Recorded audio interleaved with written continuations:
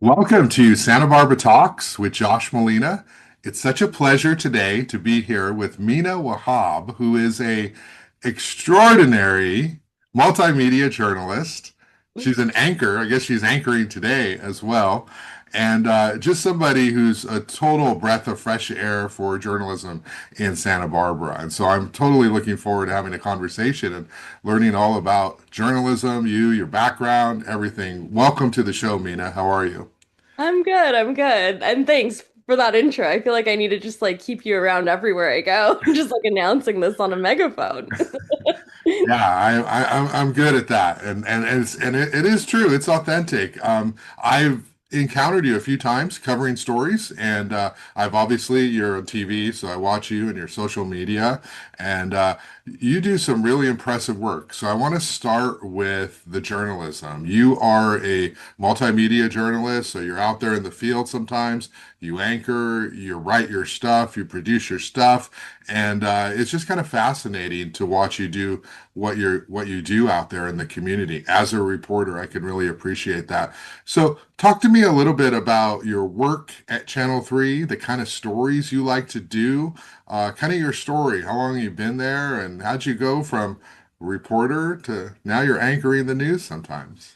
Yeah, so believe it or not, this is actually my first news job. My background is actually in entertainment reporting in LA, so it was completely different. I remember thinking, I don't have a master's in journalism, but I did go to UCLA and I have a degree in communications, which is so broad. You could literally do anything with a degree like that.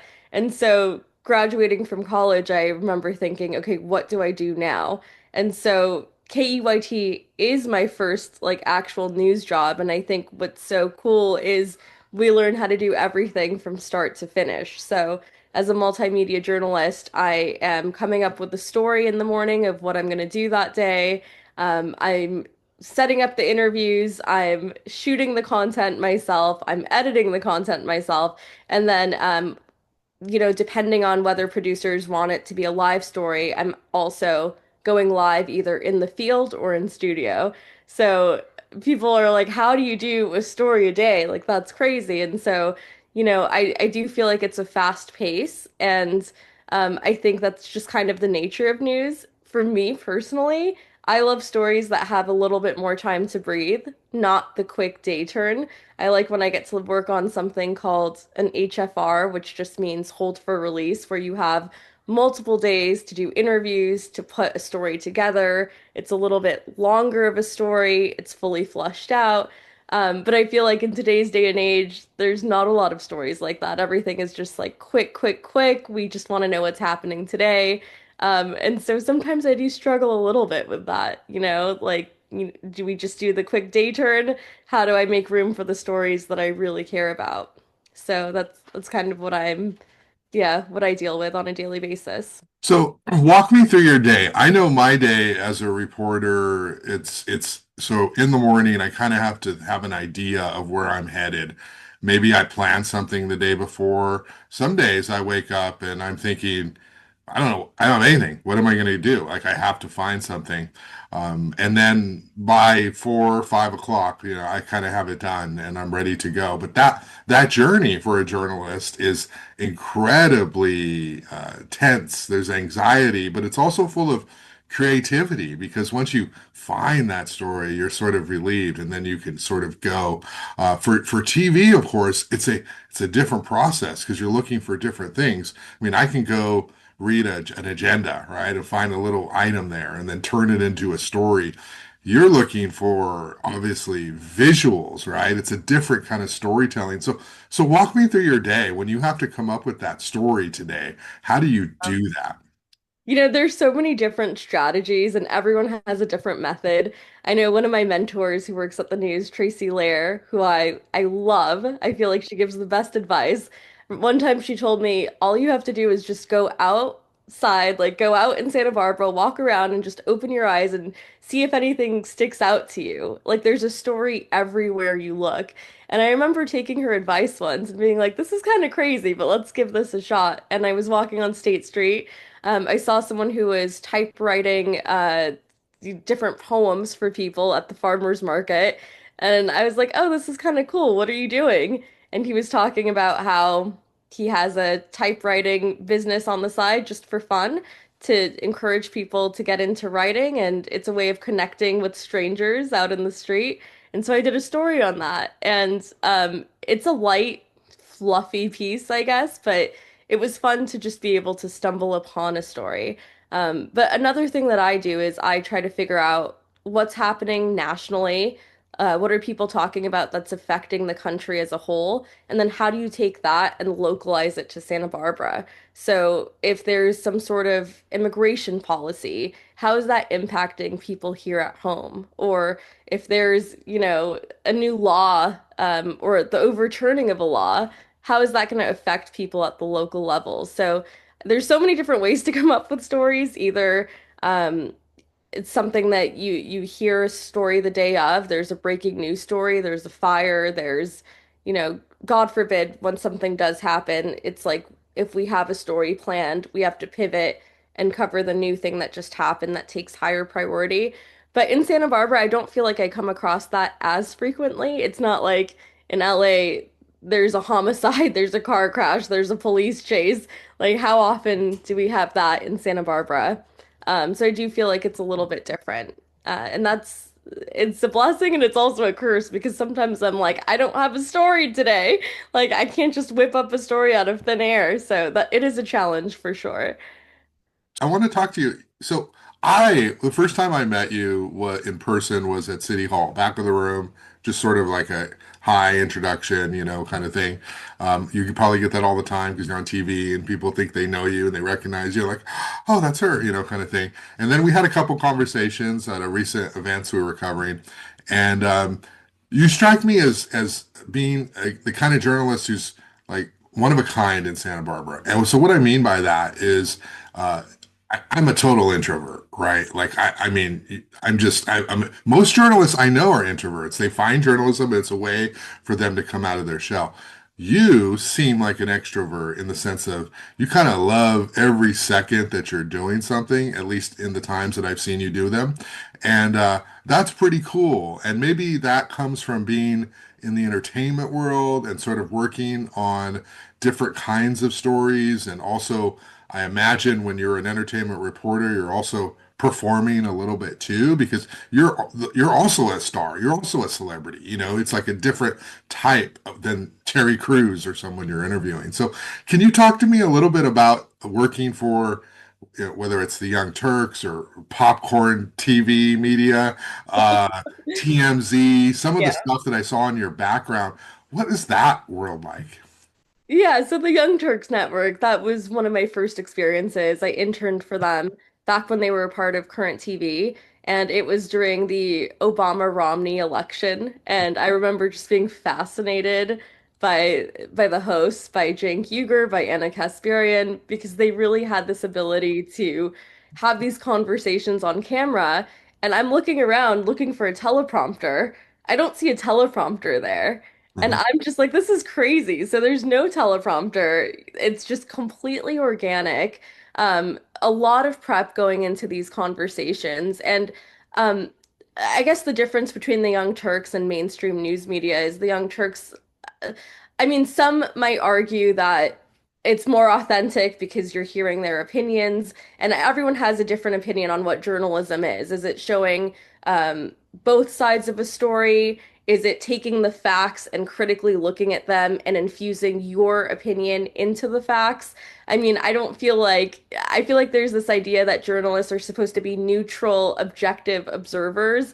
And I kind of struggle with that a little bit because every journalist has their own biases, right? We all come with our own opinions on how the world works. And even if we're not aware of those biases, it informs what stories think are interesting, what things we want to pursue, who we choose to interview, who we gravitate towards. I don't think it's possible for people to be 100% objective. I just think that that's ridiculous. And so I think, when you have diversity, not just in terms of the types of journalists you have in a news organization, but the people behind the scenes, the producers, the people choosing the story rundown, I think it really impacts the news that we see on TV, what people think is important. I mean, we always talk about the agenda setting function of the media. Like, what are we looking at when we're watching TV? It's like there's so many news stories, there's so many things going on in the world.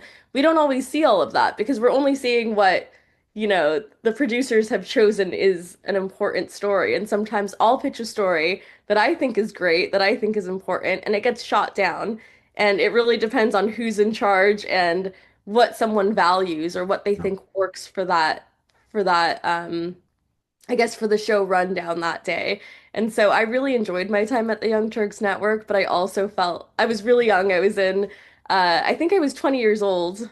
Um and I was like, do I really want to have a career in political reporting? I'm not someone that's interested in politics. That's what I thought when I was younger. I don't find this interesting. And I would take political science classes at UCLA just because they were required.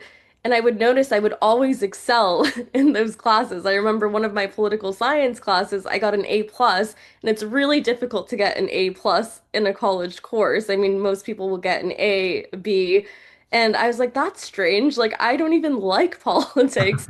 And I would notice just gravitating towards certain things because I was interested in, wait, why do things work this way? Like, why is this the way that our government operates? Like, how are people able to even use media to get a message across? Like, I was always fascinated by, presidential debates and how people will gravitate towards one candidate over another, based on all of these other factors that have nothing to do with actual policy, just on likability and relatability. So I always thought that was interesting. But what was the question again? Because I feel like I'm going off on a long tangent. Well, I just sort of asking you for a sense of what it was like to work for these entertainment alternative media companies. So the Young Turks, obviously progressive journalism. People love it, people hate it. But you've also done some stuff I saw at TMZ as well as. So were you on air? You were on camera. I saw that somewhere. Were I you was one on, of those people in the newsrooms who's like talking with Harvey Levin about the I news was, today? Oh, wow, I got to find those clips. Where are I those? was. Oh Those my are God. not on YouTube. I You didn't know, see you know those. what's crazy? So the position that I was in, I was a tour guide, and there was an auditioning process to be a tour guide. And so we had to memorize, I think it was 100 pages of copy. And so the people that I was competing against, we were all in the running to be a tour guide. They were actors that were used to memorizing copy. I'm like, I'm not an actress. How am I supposed to memorize this entire script? This is insane. And so I remember taking my phone and going to voice memos and reading the entire script and then driving around LA to all those places, the bus route that you're supposed to go on while listening to my voice memo so I could remember, okay, here's Oh, the Roosevelt Hotel. This is where celebrities do X, Y, and Z. And so at the time, I like when I was that age, when in my early 20s, I was a huge Kardashians fan. I loved pop culture. I remember loving E-News. The things that I loved back then, I mean, now I look back and I'm like, that's so crazy. Like, I don't even like any of these things anymore. Like, not to the extent that I did back then, at least. But I had a fascination with pop culture, with film, with just celebrity culture in general. And I mhm. was really excited about just the concept of, oh, I get to be a tour guide and I get to do this. But for me, I really was using that opportunity to get out of my shell because believe it or not, I wasn't always bubbly like this. I mean, I feel like when I was in high school and I had to do public speaking for a project, my hands would literally shake. Like I would get so nervous. I hated being in front of people. I was very confident when I was in high school and I was a straight A student, but I was not someone that wanted attention. I was not someone that wanted to speak in front of a crowd. For me, my strengths when I was younger have always been writing, creative writing, language, and I used to love reading when I was younger. I could never put a book down. But I had to do things in college and even after to really get myself out of my shell and to become more social and things that would make me nervous or a little anxious. I was like, let me just do that so I can get over this anxiety that I feel. So I would host these 2-hour tours for TMZ where we'd go around LA and I would have to get people really excited about we might run into a celebrity. And so we would call it a celebrity safari. So if you did see a celebrity, and this was the part that would make me so uncomfortable, and it felt like, as the Gen Zers say, so cringe. I'd have to like get out of the bus, get the celebrity, like take my camcorder and interview Oh, them, and then bring them back on the bus to be like, hey, can you say hi to your fans? Can you interact with the people on the bus right now? And so that was my job for, I stayed in it for about a year. Um, so it did teach me a lot. It was, really fast paced. But then after we did spot a celebrity, after we did do the interview, after we managed to get the audience excited, the next day we would pitch that story and that celebrity encounter on the TV show. And that show would get edited down into, I believe, a 30-minute show. And that environment was very cutthroat. It was like, I remember one time I had pitched a story and I heard in the middle of my sentence, next. Like that's how cutthroat that newsroom was. But it was a lot of fun and I definitely came out of my shell, definitely learned a lot from that experience. so you're a journalist, so you know the follow-up question I'm going to ask to that, right? So, what celebrities were you able to find and co-opt into an interview and get them to come say hi to your bus? Did you find anyone, or was it rare? We definitely found people. There were different layers of some celebrities being really nice and coming on the bus, speaking to us, Mhm. and then others either, quickly walking away or escaping. But, the crowd would still be excited just to see them. But I would say uh we saw David Spade outside of the Laugh Factory um around West Hollywood, and he did this funny thing where he came out of the building, and when everyone saw him and was excited, he went back in, and everyone was sad. Then he came back out, and he kept doing it, like going back and forth to get the crowd going. And those moments were fun because there would be moments where I would get to have follow-up interviews just by chance, where I would do a red carpet event, and I'd run into someone like David Spade again, and there would be a callback to that encounter that I had with him, where I'd say, everybody loved you on the TMZ tour. Mhm.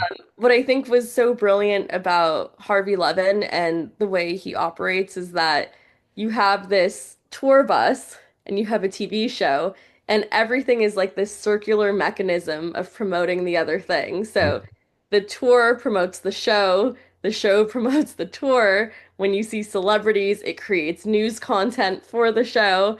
I was like, this guy's a genius to come up with a mechanism that is just fully feeding itself. Yeah.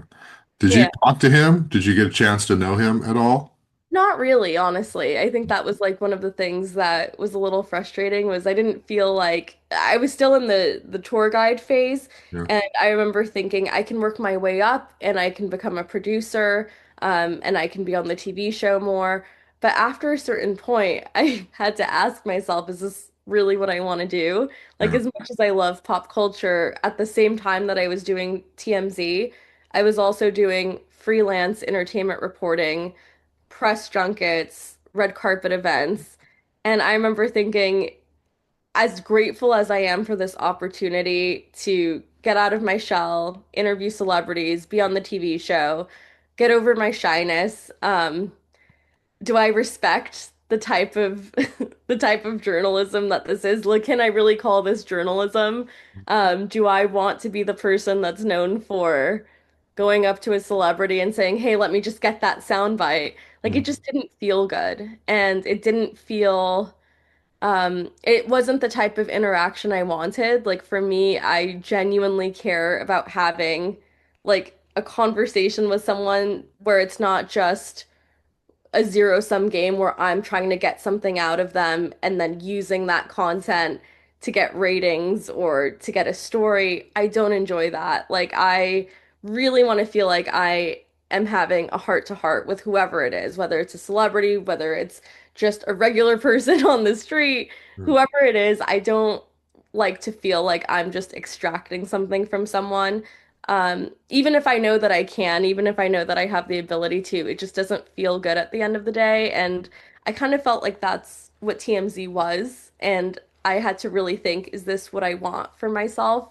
Um, and I don't. So I was like, I want to kind of separate myself from that. As grateful as I am for the opportunity, it's not like I don't think Oprah Winfrey or Larry King got their start, doing that. So Yeah. yeah. Yeah, I love celebrities like but on my own terms. Like if I want to be a total fan and worship a celebrity, it's like personal me. But as a journalist, I've never had much interest in interviewing celebrities or interviewing people that I'm sort of like, you know, who I am interested in like on an entertainment level, because like I'm trained in watchdog journalism, like to be skeptical, to be critical, to report on breakdowns in systems and shine a light on corruption. And so every story I approach as a journalist is what's wrong here? What's really going on? And that doesn't work well with celebrities at all because the whole point is like you put them on a pedestal, right? And so like and that's okay, you know. But to do that in journalism, it's not really my thing, you know, because I don't like fan out for like them either. Like I don't like covering the Santa Barbara Film Festival, even though they get lots of celebrities, because it's like I'm not going to go there and like, you know, beg for a little second and, you know, kind of be in a photo because it's just like not what I do, you know. Now, if I ran into them in LA at a coffee shop and it was just me and it was someone I liked, I'd be like, hey, I just want to let you know, I really love your music. You know, like I would totally do that, but Who, not if who would you want to run into, by the way? Who would you want to have that coffee shop conversation with? Oh, well, you know, I always tell people, you know, my spiritual love of my life is Alanis Morissette. And I have seen her in concert 8 times now, and I've thought about it many times. Like, what happens if I actually do encounter her? And if she's alone, if she's with her husband, if she's with her kids, how do I navigate that? And how can I impress her in 30 seconds, right? Like I've thought about that. But then I'm thinking, like other people I've said, like, she would not talk to you. She would think you're so weird. It's like, don't even get that thought in your head kind of thing. But I'm like, no, I think I could crack her kind of thing. So yeah, someone like that, I definitely would not miss the opportunity. Even if it was just like, you know, I don't want to be one of these weird fans, but I just want you to know I love your music and it has changed my life and I listen to it every day and you're amazing. Have a great day. Even if it's just something like that, I would do that. Of course, I would love to have a deeper conversation, but I got to tell you, one thing in my background, if you ever interview me, is I used to do mixed martial arts reporting when I worked in San Jose. And so that was a lot of the US UFC fighters. There was an Yeah. organization called Strike Force. And I got to tell you, so like when I'm interviewing, you know, these politicians, I'm like, I don't care about like they don't impress me at all. They're nice people, but I'm like, whatever. Okay, do your thing, I'll do my thing. When you interview MMA fighters who are among the healthiest, most fit, dangerous people on the planet, and you interview them the week they're cutting weight because they don't actually fight at the weight that they are naturally at. They cut weight, so they fight at a lower weight, so they're come in with stronger advantages, and everyone's doing that. You know, you don't ask the wrong question because they literally can kill you, you know, or you know, worst case scenario, they just try to intimidate you and walk out. But those are dangerous, you know, settings. So I don't do well. I appreciate entertainment journalism a lot because we all love it, we all enjoy it, but I don't do as well, you know, in that regard because I'm always like, well, who are you to think you're so important, you know, kind of thing. But you know, Mina, I want to ask you just to transition a little bit is, you know, at the core, and certainly in terms of my frame and how I've known you, and sort of observed you, is your journalism here, and you have a sense of purpose in your stories. You have a sense of, some might say, occasionally a position or a, you know, a perspective on how you approach the news. And so I want to talk to you about that. You know, you are an Arab American journalist. You talk about that. You mentioned that. What is that like for you? And how does that play any role in terms of how you approach stories? And do you get any certain different kind of treatment because of that, whether it's your peers or your sources? Talk to me about being in that space as a journalist. I think, being Arab American, it is a part of my identity. It is a part of who I am. I actually didn't grow up speaking Arabic though until I was 10 years old when my grandma came from Iraq. And she didn't speak any English, so I had no choice but to immerse myself in Arabic and learn it. Mm, But I remember being a kid. I was in elementary school. I think I was either 10 or 11 years old. And my grandmother used to watch Al Jazeera, and she would want to know what was happening back home during the Iraq War, during the Bush administration. And I remember being frustrated and thinking, why are you seeing this? This is so negative. mm, And it was really jarring, like the images that you would see of what was happening to kids in Iraq. They didn't really hold back. They really showed what was happening. And my mom would watch CNN or ABC or, mainstream news media in America. And so I would see what was how they were portraying the Iraq War. And as a kid, I was like, this is so weird. Like this is like two totally different stories. It was like unrecognizable. It was like one story about the soldiers and, you know, how after it was a war on terror and this is what we have to do, we have to save the people of Iraq from this and from that. And I just remember thinking, this is so crazy to me, like how are these two news outlets like reporting the same thing but with two completely different lenses? And that kind of, I think subconsciously I remember thinking, like, what is the truth? And as a kid, my dad would always tell me, question everything. Like, don't take anything someone tells you at face value. Like, always be aware that there might be another side to it. To the mm. point where I would tell him, how do we know God exists? Like, to the Yeah, point where I would ask questions about everything, and that was encouraged. Like, yeah, question everything. And I think, my dad is someone who really taught me how to critically think. He was the person who taught me how to play chess, and it's one of my loves now. Like, I started the chess club in high school, and I feel like I have an ability to also see through certain things that are happening, whether it's how media is portraying something. Um, I truly do like believe the best in people as much as I can. I feel like I'm kind of a glass half full kind of person. But there is another part of me that's very much like devil's advocate. Like, if you give me a point of anything, even if I agree with you, I'm always like, well, what about the other side? yeah, Like, how would someone else defend this action? Or what? I always try to look at the other side of everything. And sometimes to a fault, where my friends are like, can you just agree with me on this? And I'm like, but what if they were trying to do this because, like, maybe this was their intention, right? So I yeah. really do try to do that. And I think that it is something that makes me a good journalist is I have the ability to, number one, connect with people. Number two, I can kind of see through you know, the facade of whatever it is pretty easily.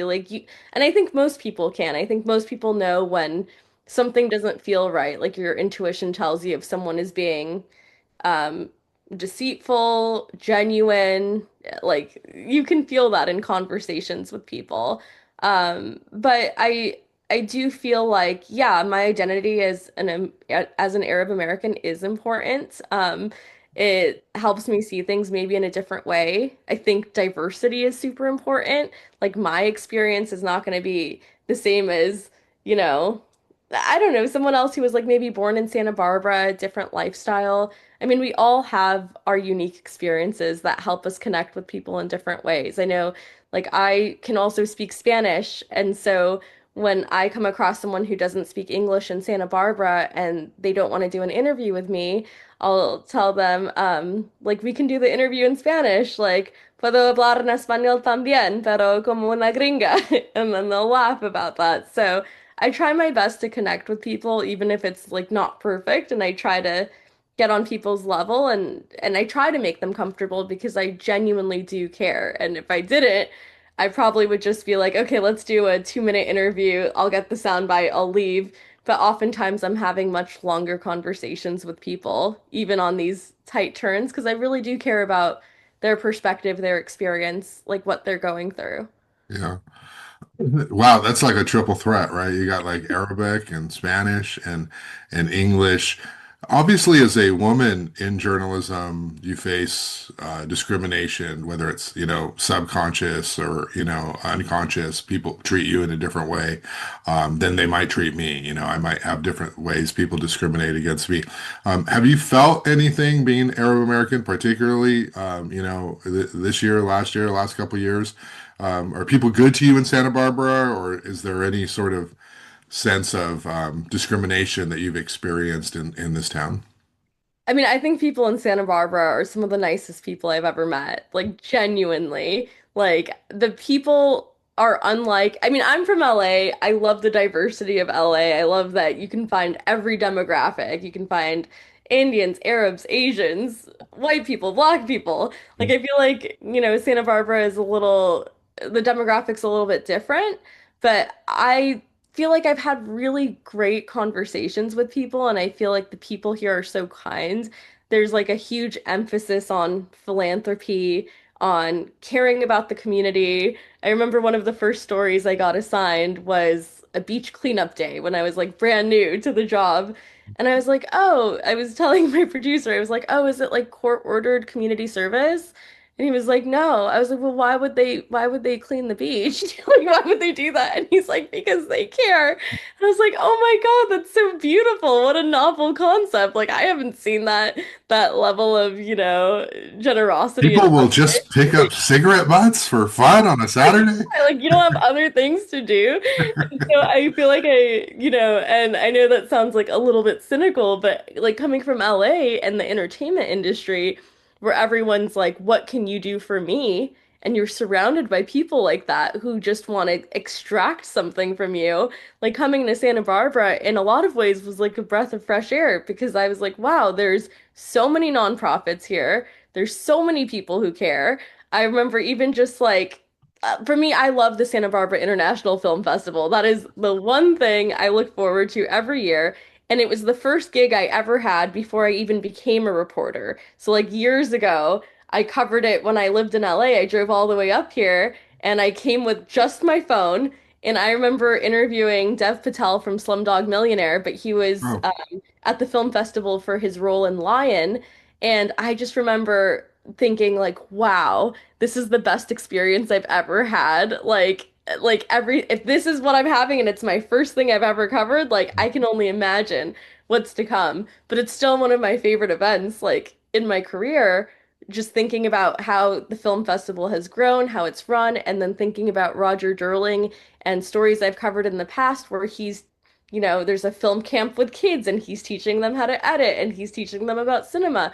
I was like, this town is so freaking cool. Like the emphasis on education, on the arts, on giving back, the way the community rallies together over everything, whether it's, you know, making sure teachers have higher pay and everyone comes together and there's a rally or a protest or whatever is going on. Like you just feel like you see that there is a sense of community in Santa Barbara between people, and I think that's really beautiful. So I'll say, like, I don't feel like I've necessarily been discriminated against. I feel like people are very kind to me in Santa Barbara, and it has like this small town feel.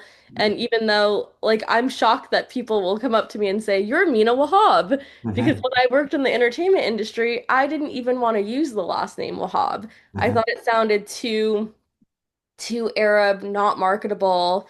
Um, I just felt like maybe I should just go with my middle name, so I went with Mina Naideen, which also doesn't really still sounds ethnic, but I chose to keep my last name after and I'm not gonna get emotional because I'm trying not to get emotional, but I chose to keep my last name after my dad passed away. And he never got to see me work in news. And he would always say, when am I going to see you on the news? Like you're made for news. You're so eloquent." And he was like my hype man. He always, you know, boosted my self-esteem. He always believed in me. And so I remember thinking, you know, I have this job in news. Why am I keeping Mina Naideen? Like my name is Mina Wahab. Like this is my dad's legacy. Like this name is so important to me. People are gonna learn how to say it. It's fine.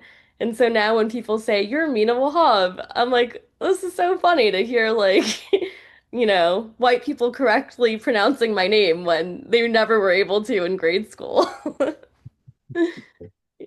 Well, that's great. Yeah. Your dad, I'm sure, is very proud of you because you are made for news. I mean, it stands out, in the sea of journalists, it stands out for sure.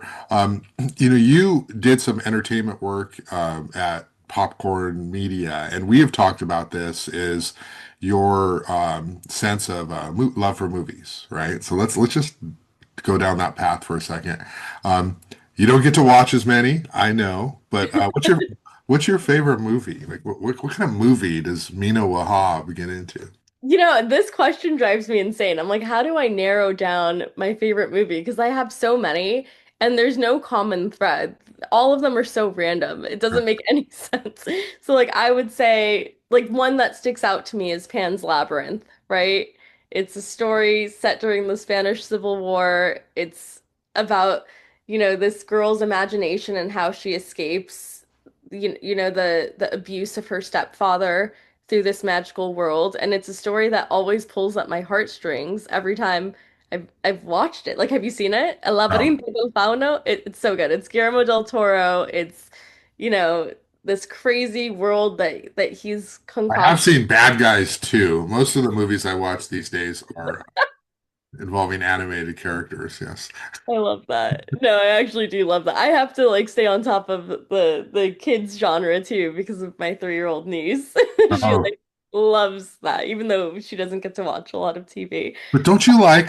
Did you say not horror, but sort of like mystery, or there's a No, certain. I don't like horror at all. That's like the one genre that I don't love. I like psychological thrillers. Like I Oh, that's right. Yeah. like Bond Girl. I'm just like, Oh, what is going on here? This is a great film. I also a movie.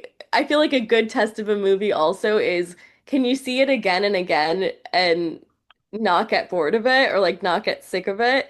And that's how I feel about The Parent Trap, the Lindsay uh, Lohan version. right. That was my childhood, and the fact that as a kid I remember watching that and being so blown away by the fact that Lindsay played two different roles. Like she had the Crazy. British version, the American version, and she was just a kid. And I remember being like, this is so cool. And I was like, wow, like I remember being a kid and being like, I want to be an actress. Like this looks so fun. So yeah, there's like a bunch of movies I love, but I love also being able to watch a movie and then dissect it and find Easter eggs in the film. Like I remember I watched the movie Joker. Um, and I watched it twice, but the first time I saw that in the background of like three of these scenes, there was a clock and it was at 11:11. Like I just paid attention to the time on there. And if you know anything about film, you know that pretty much nothing is accidental. Like there are people who are doing production design, who are putting things in a certain place for a reason. It's shot like the same scene is shot several times. I'm like, there's no way this is an accident. So I watched it a second time and I was looking at like different things in the background in the movie as I'm watching it, and I'm thinking, this is really like clever. Like it's specifically at 11:11, and I came up with three different theories on what that means, what 11:11 means in the story. Oh, okay. Like kind of the duality of the Joker. He's Arthur Fleck and he's the Joker. And Mhm. he has like two different like worlds he's living in. He has the fantasy world and the reality that he's in. And you're always questioning in the movie what's real and what's only inside his head. And so I thought that was really interesting. So I can talk about film all day.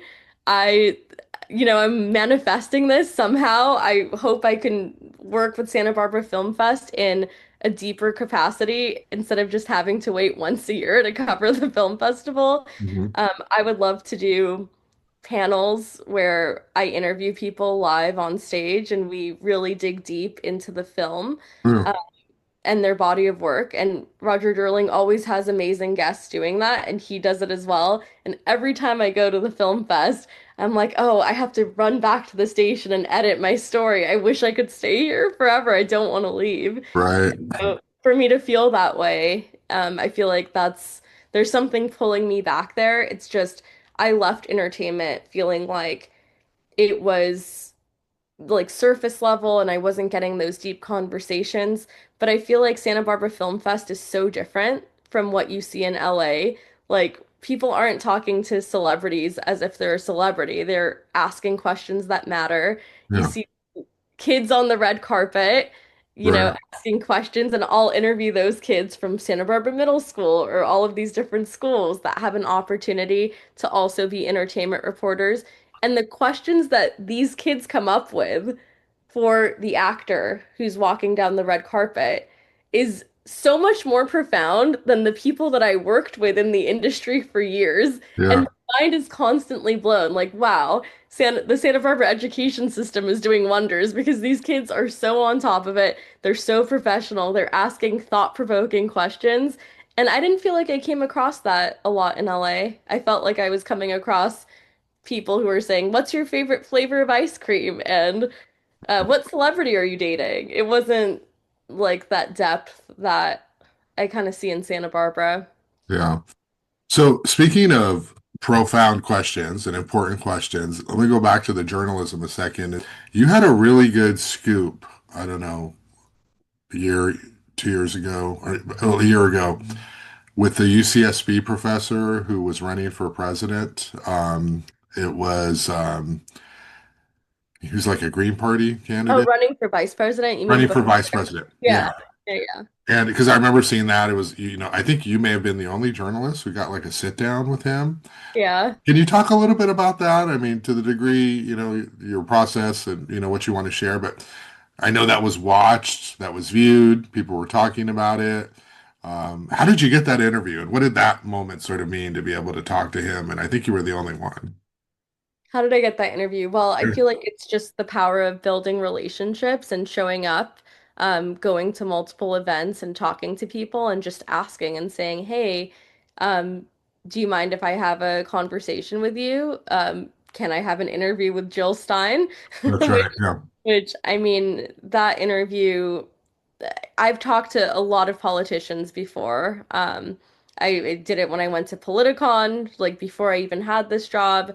And I remember even sitting with Jill Stein and thinking, she doesn't feel like a politician. Like we're just having a normal conversation, and she's telling me how she feels about these different things. It wasn't something that was polished and necessarily put together. It just felt like an authentic conversation. But in terms of like how I got that interview, I think just I go to UCSB a lot for stories. I Uh-huh. talk to students there. I like to see like how they're feeling about things and what's going on. And Butch is someone that I've had a lot of conversations with where uh, I know he can be a polarizing person. Like people for some reason feel like his views are radical, but I would like to question when people think someone's view is radical, they almost make it sound like that person is crazy, Mhm. right? But when we think about the status quo in a lot of ways, like a lot of people are dealing with things that I think are crazy. Like people can't, afford rents. People are unhoused. People can't afford, the price of groceries right now. So when I hear the word radical, I think, isn't it radical the way we're living right now, where so many people are unhoused? So many people are dealing with mental health issues. And so sometimes I'll like ask people to really question what it means to call somebody radical. Like I don't think it's radical to want kids to not be bombed or for kids to have food or to have a more democratic process when electing public officials. I don't think it's radical to like want a green party or even a third party or a fourth party because right now we have two political parties. Um, our country is really divided. People will judge you based on if you're a Republican or Democrat, and some people don't fit into either box. but people aren't really able to have conversations across the aisle anymore. And I feel like people really do want another option than what they're presented with. Um, and so I don't think that when people will say, oh, Butch Ware is radical, or Jill Stein is radical, or this person is radical, I'm like, okay, like, don't, there are a lot of people who want things to change. It's just we're fed this idea that it's not possible. And so I think that's just kind of what people are dealing with is feeling like things have to stay the same because it's just been that way for a long time. Yeah, radical to a lot of people is just simply something they don't know or they don't understand. And so they have to label it because they're not a part of it. And the great thing about journalism is we don't just say we're only going to cover certain things. We cover the radical, we cover the mainstream, we cover everything, and we bring it to people, and then they can learn and decide what they want to do with that information. And it's unfortunate that some people think that we shouldn't be sharing diversity or diverse stories or people who've been traditionally underrepresented in the media. It isn't activist journalism to do that. It's basically saying we want to reflect the community as it is, and historically it hasn't been reflected as it is, and so we're just trying to do that. And there's nothing radical about that. And so I think it's great when you do the interview with Butch Ware and talk to him about his issues. And if people don't like them, then they don't have to follow them or listen. But the fact that you bring the info out is absolutely essential because people aren't going to have time to go research every candidate on their own. And that's the whole point of what we do. And I wish we could get back to more of a perspective of stop like hating on the fact that a journalist presents certain information. It's part of our job. And if you don't agree with it, that's okay. And Right? I don't have an agenda. Like my only objective is like I want people to critically think about things. Like even if I'm putting something out, like I'm not ever infusing my opinion into things. I'm only reflecting other people's opinions about a situation and like I'm stating the facts and then the opinions are not coming from me. They're coming from the people that I interview. And when I interview people, I don't interview the same people. I always make sure to interview a diverse group of people. So I might interview someone who is, older, part of the older generation, and maybe someone Are you who's counting me in that? Okay, sorry, go ahead. Just never mind. Don't exactly. answer that. Don't answer. No, but I'm not going to go to an event and just grab the same type of person, copy paste. And I Yeah, think sometimes we see that because people will interview who they feel comfortable interviewing. yeah. I genuinely feel comfortable with everyone. Like for the most part, I feel like I can talk to any type of person. And even if someone has a completely different opinion than me, I'm still going to highlight their opinion. I'm not here to promote, like, this isn't the Mina show. I truly am trying to reflect the voices of the community. Yeah.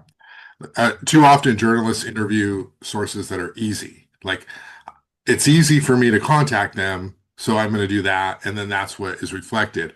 And the better journalists say, I'm not going to do what's easy. I'm going to go find someone who has not been in the media but has a perspective. It takes work. You got to build sources, beat, build, do all of that. Okay, And here's something really quick, something yeah. that Tracy Blair also told me, and I love this. She's like, if it can be an ad, it's not a story. So I always think like if someone is like sending a press release and it feels like they could buy an ad, like this isn't they're trying to frame something as a story because we get like pitches all the time from publicists, from PR people, from we'll get press releases and that is like the lowest hanging fruit where a journalist will see a press release and they're like, I'll just do a story. I have the contact here, I have the copy here, I'm gonna write it up, and boom, I'm done. Easy day. But Mhm. it's like that could like it's not necessarily a story. Like sometimes I'll see something, I'm like, that's not a story. So you have to kind of dig a little deeper than that. But like I said, it's not always possible. Like sometimes I'll do a story, I'm like, it's a day turn, I need a story. Like not every story is gonna be like this in-depth look at something because, like I said, the nature of news is so fast-paced that we're just trying to find something and, have it ready for air the same day, which is really challenging. Yeah, people don't understand that. Nobody says, here's your stories for the day. Like you have to actively create them and find them. And some days are better than others, but we still have to find them. So I want to ask you, you went to UCLA, and so that's obviously a great school, you have a degree in communications. Going back to sort of my intro and my initial point is you have like a, it's almost like you are a celebrity, like the way you present yourself. Like No, you come stop. across, no, you come across like with such ease. Like you're so comfortable talking. And it is a trait that broadcast journalists have more than, traditional online, media, print media. And so take me back to like where that comes from, because I think if I took, if I asked 50 people who know you, right, they're going to say similar things, which is, well, she's just so comfortable on camera. She's just so comfortable talking and she makes other people feel comfortable. And that is a unique trait. So where does that come from? Did you learn that in college or that had to be something from a childhood, right? I think the thing that I can say about the child, like I think we have certain traits that we've had since birth, and then other ones that we can cultivate as we get older. Like I don't feel like identity is fixed, but I do feel like I really do feel like some people have like a God-given talent for things, and I think everyone has something different, right? Like everyone, like maybe someone is like really bubbly and like that is just their demeanor, but maybe someone else is very observant and they'll notice something right away, and that makes them a great private investigator Mhm. or detective or whatever the case may be. I know that since I was a kid, I was very curious about everything.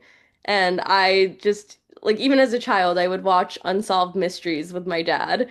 And I remember thinking, how are they getting all of this on camera, Dad? Like, I was like 6. I was like, how are they getting this on camera? Not realizing that they were reenacting the scenarios of like the thing that took place. Mhm. I was always curious about things. Like I'd always ask why. And if something was a no, I'm like, how can I make that no a yes? Like if my parents were like, no, you can't go to this, um, or you can't go here, like I'd always try to find a way to be persuasive because I felt like why? Like why can't I? Like I don't understand. And I always wanted to understand like why um, when I think about things. But in college, yeah, I would say like we had these required classes that we would take at UCLA, like public speaking. And even at UCLA, I was like, oh my gosh, I do not want to go and publicly speak. Like even when I was in college, I still was not like this person that wanted to be in front of people. I was very social and I loved connecting with people, but I didn't like to have all eyes on me. Like that made me uncomfortable. I'm not sure why, but uh, what the way that I got over that, it wasn't just TMZ. My very, very first job was when I was in college. I worked for Sony as a brand ambassador, and it was for their electronics division.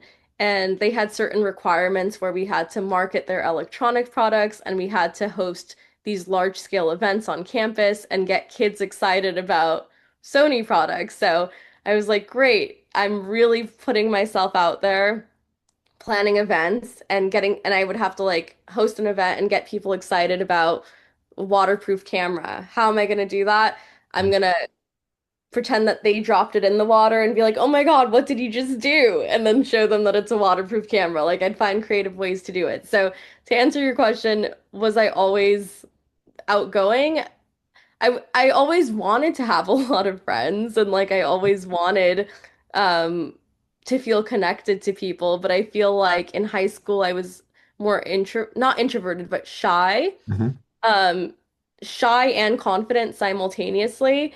And then it took a lot of like working on getting out of my comfort zone through doing things that made me publicly speak to become where I am today. Mhm. And so the curiosity has always been there. I've always like looked at the world in a way where I'm asking questions like why and not accepting things for how it is. But the extroverted nature, that's something that I really had to cultivate.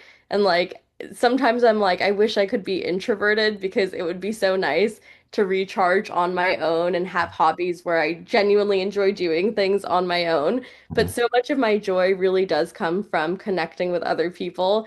And I feel like even though that's a good thing, it's also in some ways I'm like, oh, now I'm relying on connection for my joy. So that's actually something that I'm working on is trying to find more solo hobbies that can also bring me joy. Yeah. And I don't want to minimize it like you're outgoing. It's more of a like a comfortability in your skin that comes across in your journalism. And that's more of an X factor thing because a lot of people are outgoing. But I'll move on from that. But Okay, that's thank very that's very Honestly, all these striking. compliments, I need like some sort of LinkedIn video for me. I need to document all these. Recommendation. Yeah. This is making me Uh, feel so good about myself. Thank you. what did your parents do? What did your mom and dad do as careers? Both my parents are doctors. Okay, medical doctors Yeah, or medical doctors. oh, okay. So Yeah, did you have so any I'm like interest in I'm the only one. Well, I guess my brother and I know we decided, yeah, I don't know why. I just never gravitated towards medicine. Um, yeah, my mom's like, "Why didn't you want to be a doctor?" I'm like, "I don't know. I just don't feel like that's my talent. Like I love helping people, but not in that way. I can't be in an office all day. I would die." yeah.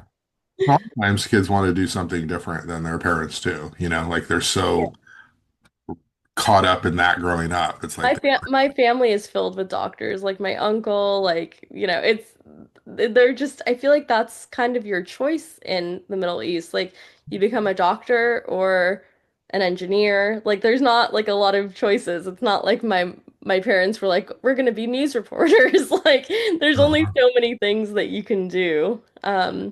And so my parents, came to England, I think, in the 70s, and then America in the 80s. And I think it's so impressive that you can learn another language and be successful doctors. And, you know, I love both my parents so much. Like when I see my mom and like the empathy she has for other people and how like I would see like all of these like notes, like these thank you notes from her patients. I'm like, how often do doctors get things like that? Because I feel like doctors are like you're in and out with the doctor and there's not that connection.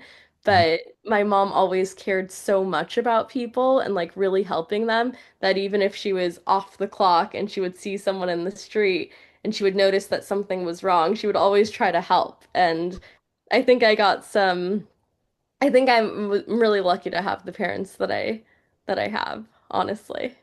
is your brother a doctor? No, he's not a doctor. Okay. He is a professional poker player, so very, very smart. Yeah. He on ESPN or ESPN2? Is he one of those people? I think he might have been on TV. I mean, I know that like something that I really loved when I was younger was just strategy games, whether it was chess or I remember my brother would kind of teach me like my brother taught me so much as a kid. Like there's a 10-year age gap. So he's part of the reason I got straight A's in high school because he was the one who it wasn't my parents who were strict. It was my brother who was like, there's no reason you shouldn't be able to get an A. Like, you're more than capable of doing that. And he was the one who would teach me, like, how to write an essay. Like, here's how you do an outline. Here's how you organize your thoughts. Um, he's the one who helped me get onto the softball team because he played varsity baseball for 4 years in high school. So he would, like, throw the ball really hard. I'm like, this is too aggressive. He's like, you gotta learn how to do this. And so, I feel like, having an older brother to really guide me through things, even like, the college application process was so useful because even though my parents are both doctors, it's very different to be like first generation American, where I didn't have someone go through like the American education system, um, who could like guide me other than my brother. Like Mhm. he had to figure everything out on his own, and then I really do feel like he is a huge part of why I got into a school like UCLA because I think about like how much he helped me throughout my academic career and like how he was just someone that I always looked up to when I was a kid. That's awesome. So is he Yeah. pulling away like $100,000 uh pool after is he one of those guys? Does he make a full-time living playing poker? I don't think it's full time, but he's also a dad, and he is truly the best dad I've ever seen. Like, just I feel like I've learned so much just seeing how he raises his daughter. I mean, he goes to parenting classes. He's very strict with like no TV. We're gonna read instead, and Wow. like extremely loving and playful and like this gentle parenting that I think is a new thing with this generation. Like it's a different style from our parents' generation of tough love. It's more like we explain why we can't do something or why there are certain boundaries in place instead of saying because I said so. You know, like Have you these are the rules, but this is why. And I love that. I think that's really important for childhood development. have you seen the movie Parental Guidance Is with that with Billy Crystal and Bette Midler? oh no, haven't seen that one. Although I do love both of them. Well, you have to watch it because on that issue, they're the grandparents and they come from the old school tough love, and their kids are like, let's think about your choices, right? Let's think about the pro and the con. And Yeah. they go away and the grandparents have to come raise the kids for the week. Anyway, great, great, hilarious. You would love it. We'll wrap up in a second, but I want to just Okay. ask you, Mina, you started anchoring kind of recently. I saw that on social media. Uh, Yeah. and just maybe talk to me a little bit about what's that like, right? That's a whole different process. I mean, what time do you have to, if you're on at 5 or 6, what time do you have to show up? And are you writing anything or just reading the teleprompter or how is that as a journalist? What things are you concerned about that are different than when you're trying to get that story in the morning? So it's way different. It's Mhm. I'm not worried about it, like a deadline in the same way. Um, I feel like, so for example, if I'm working night shift, like I would start at 2:30 p.m. until 11:30 p.m. and have an hour break in between for lunch or dinner. And the way it works is we have a show rundown and the producers help put those stories together. But most anchors have a dual role of anchoring and also coming up with story ideas as well, but it's different. It's not like you're going out and you're shooting content. You are pulling from what other reporters have done. You're pulling from um, our CNN feed, our CBS feed, like different national packages. That's why sometimes you'll see the anchors on the show say, Bradley Blackburn in New York has more on the story. Like he's not our reporter, but because we are an ABC, a CBS, and a Fox affiliate, we do have access to other reporters for our national packages. And that's another way that, we can fill up the show with not just local content, but national content as well.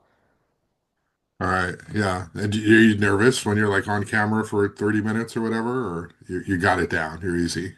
It's easy. Um, I would say like maybe the first couple of times I was nervous because I'm like, there's so much power in my hands right now. Like I can say anything that I want to say. No, I'm joking, but sometimes I do get those intrusive thoughts, and my little niece is here right now. Oh, cool. That's so Um, awesome. um, Well, I'm gonna let you get back to doing the important work, which is spending time with your niece. What is her name? what's your name? Junie. Junie. Oh, cool. Nice She's to the meet you, best. Junie. She's, Wow. she is one of the smartest kids I've ever met, That's, truly. And kindest. And kindest. She helped me do my makeup today. wow. Amazing. Well, Mina, let's wrap up, but I really appreciate this conversation and just being able to learn more about you and you being able to like share your experiences and all the great work you do in the community with the audience. So thank Are you you. on TV right now? Yeah, okay. Thank you so much, Josh. Honestly, like you also made me feel comfortable throughout this whole interview. So you have, I mean, as a fellow journalist, we both have that same ability to make people comfortable. Yeah. I Well, like how felt like I talked a lot today. that's the point. That's the Went on and goal. on. I'm Yeah, not used to that. I'm used to like interviewing other people and hearing from them, but I just, yeah. well, yeah, let's do it again soon. I appreciate your time, but have a great day. Good luck, and we'll talk soon. Thanks, Josh. I Thank you. appreciate you. Have a good one. You too. Bye. Bye.